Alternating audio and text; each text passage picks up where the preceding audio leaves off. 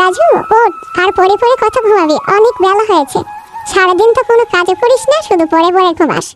আর পাশের বাড়ির ছেলেটাকে দেখ, প্রত্যেক দিন কাজে যায়, চাকরি করে। এই কটা বাজে তোর খেয়াল আছে? তোর বয়সে থাকতে আমি তো সংসার চালাতাম, অকর্মার ঢেকি কোথাকার।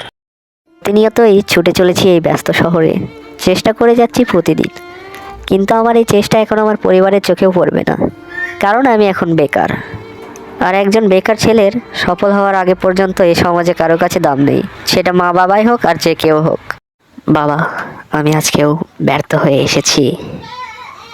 না না, তুই চলে যা আমার কাছ থেকে, তুই চলে যা, আজকের পর আর তুই আমাকে মুখ দেখাবি না।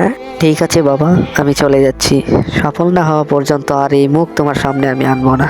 সফলতার গল্প তোমার সবাই শুনবে, কেউ শুনবে না ব্যর্থতার গল্প। আমার মতো এমন পরিস্থিতিতে পড়লে মাথায় তোমারও আকাশ ভেঙে পড়বে। তাই চলে যাও অজানা গন্তব্যে, সফল না হওয়া পর্যন্ত কখনো ফিরো না এই চিরচেনা নগরীতে।